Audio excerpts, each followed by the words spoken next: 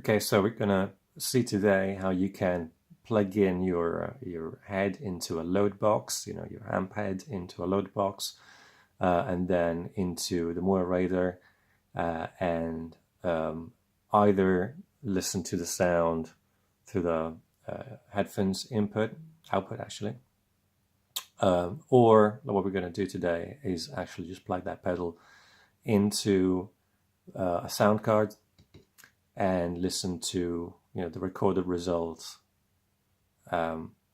Actually, I've also uploaded some impulse responses that I've made myself into the Mooer radar, which is really a handy little pedal, and I've been using quite a bit since I bought it just recently.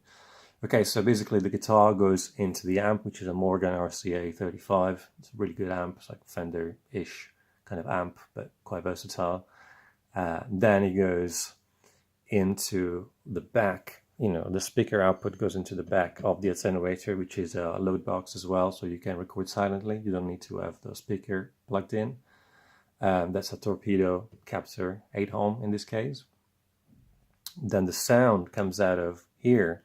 The reason why this is a bit of a makeshift bit, this is supposed to be a stereo lead, a TRS lead, so that you can use, once the DI box is powered, you can use it as a, it eliminates the ground loops, so to speak. So that goes into the Mooer radar, the input, and then the output goes into channel 1 of the sound card. Okay, this XLR jack is here just to power the DI box, so I don't get any hum. And as you see, the phantom power is switched on. So this doesn't actually, the channel in the computer is muted. The channel 4 is muted in the computer, so it doesn't, this actually does nothing in terms of sound. It's purely to power the DI box, because it can either be powered with the adapter or with the phantom power, which is what I'm doing here. So basically, again, the sound goes from the guitar into the amp, speaker out into load box input, then comes out of the line, out into the Mooer radar as a cab simulator, and then out into channel 1 where we're going to be recording the sound. Obviously, you can, as I said, you can listen to, if you don't want to record, it's just to listen silently at home, or quietly at home, should I say. You just can use the headphones out on the pedal, which is actually quite good. I've found that, because I use the same impulse responses when I record on the laptop, instead of using the pedal, so to speak. And I actually found that the pedal has a clearer sound for some reason, maybe a bit more top end.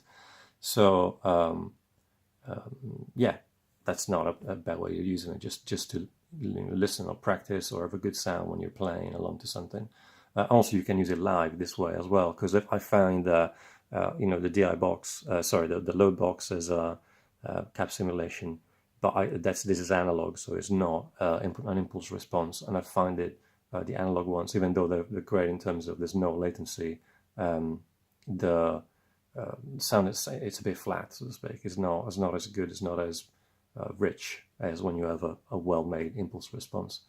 Okay, so I'm gonna just now stop talking and make some examples with the impulse responses that are loaded up. I find actually one more thing I want to add. The trick is also there's a power section, which is probably the preamp simulation of a power amp, and I find that if you're using your own amp, it sounds better if you turn that off. It sounds less muddy, so to speak. I think that's supposed to be used when you use maybe like a solid state pedal in front of it, when you use it live, so to speak.